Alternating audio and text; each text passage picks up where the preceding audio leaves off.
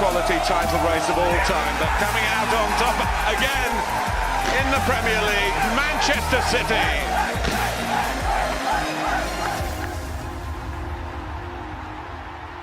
Hello guys, how are we getting on? My name is Aaron Kelly. You're very welcome back to another episode of the Premier League Verdict here today on what has been a very, very good day for Chelsea indeed. It's been a day of rarities, a home win which have been very hard to come by this season, we all know that, and how inconsistent Chelsea have been, particularly at home this season. Not only that, but a home win that is a resounding one. A 4-0 win over Everton at home. Frank Lampard once again beating one of his former managers, this time in the shape of Carlo Ancelotti. And yeah, overall just an absolutely incredible performance, an incredible 3 points to set Chelsea on the road for the rest of the season. The win separates us by 5 points from the chasing pack, Wolves, Sheffield United, and I'm hoping to get this video out before the Manchester derby takes place, but with a bit of luck, City will do us a favour and we'll still have that 5 point gap going into our next game against Aston Villa. But without further ado, let's get into today's action. So obviously, Chelsea are just off the back of what was a very good victory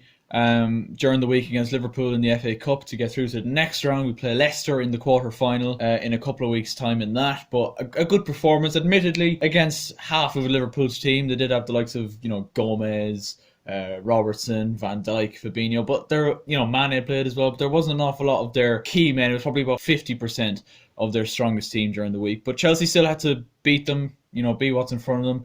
What I really feared during the week was, what happened to Everton was going to happen to us, where Liverpool played the kids and they still fucking beat us, but luckily that didn't happen, and Chelsea got the dub during the week. And going into this game, there was a little bit of confidence because of the big high of beating Liverpool during the week. But there was an absolute mountain of injury concerns for Chelsea today. Kepa Arrizabalaga, who came back into the team against Liverpool during the week in the FA Cup and had a very good game, managed to wiggle his way back into the team. He's been out for the last 4 to 5 weeks with Willy Caballero taking his spot due to, let's be honest, pretty patchy form from Kepa. But he returned today for his first Premier League game in a couple of weeks.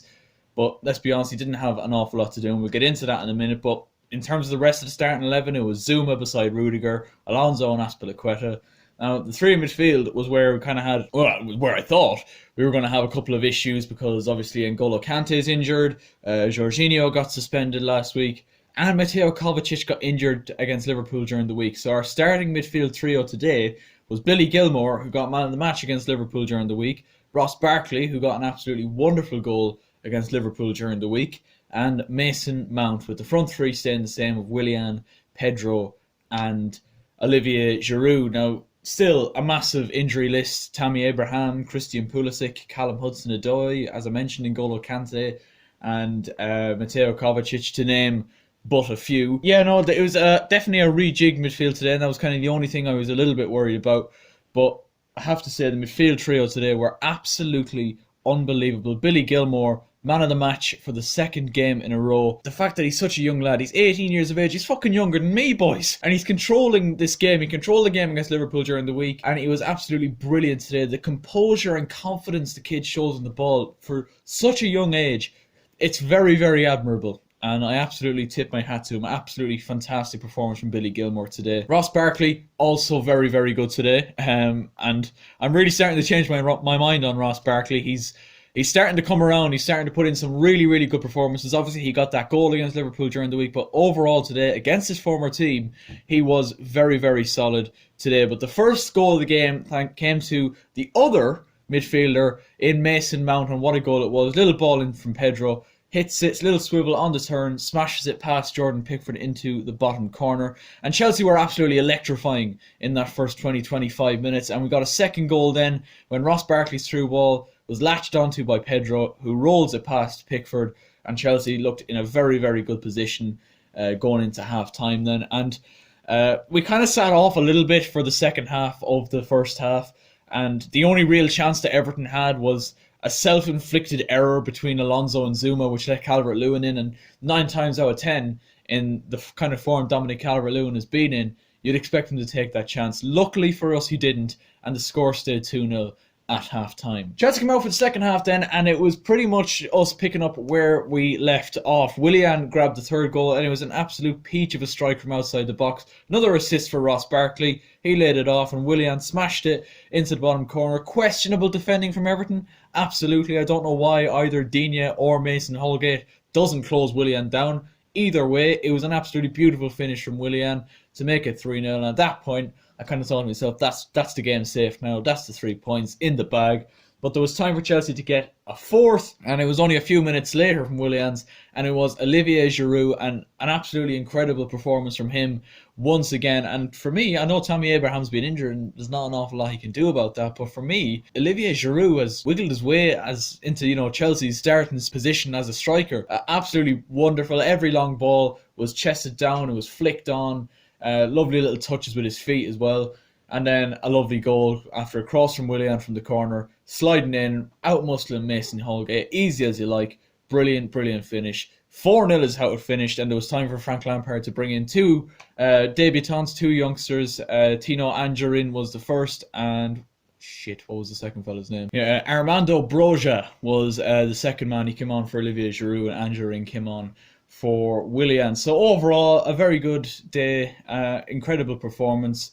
Billy Gilmour and Ross Barkley and probably Giroud were the three highlights for me. Mason Mount was absolutely brilliant as well.